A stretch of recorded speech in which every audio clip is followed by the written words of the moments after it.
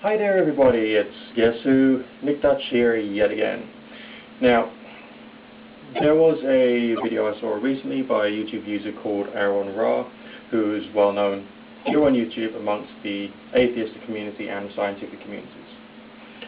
He does broadcast a lot against creationism, but there was something that he said in his recent video that I thought was very applicable to not only creationists, but also to conspiracy theorists, and also to a wide variety of other people, because I don't think that what he was pointing out was a problem that was purely with creationists.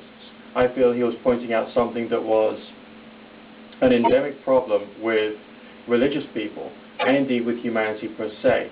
So let's just have a look at this, this short clip, which is only about a minute in duration, and then we'll think about what he's just said, okay? Here we go.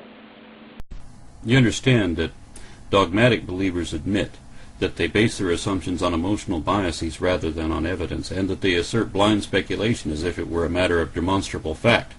And they've decided in advance to automatically execrate, reject, and otherwise ignore, without consideration, any and all evidence that may ever be brought to bear, and even if they can't predict what it might be, because they're forbidden to ever admit when they're wrong.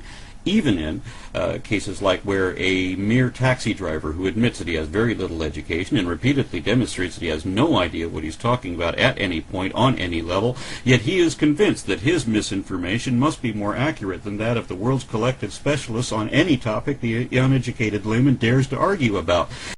Okay, now, do you get his point there? Alright, was he just talking about creationists? Was he just talking about creationism? Let's just focus in on one small excerpt from that one particular video and see what we can get from that. And that they assert blind speculation as if it were a matter of demonstrable fact.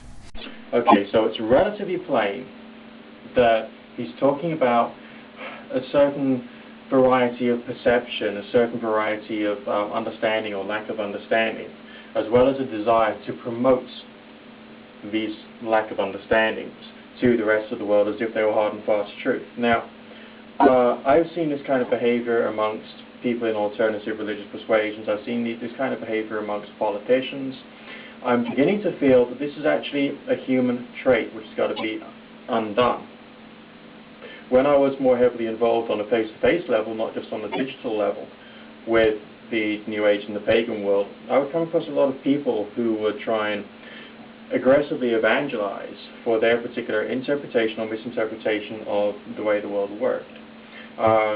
So not only can we not say that people who are involved in the New Age movement do not do the same kind of evangelism that is done by Christians, we can say that this is probably a human problem.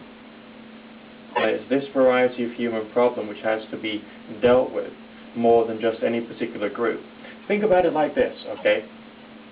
If fundamentalist, creationist Christianity actually got destroyed, there would be a bit of a power vacuum and something would have to fill it. And there will be some people who will be devious enough to feel that they can actually do really rather nicely out of this, will be promoting their ideas. Alright? Now, maybe it'll be the New Age world, because within the New Age world there's a desire to promote, to sell books, to make money. Or maybe it won't. We don't know. But I feel that although it's right to defend ourselves against the attacks from creationist fundamentalists, it would also be a good idea to just think more about what the problem is and try and attack that.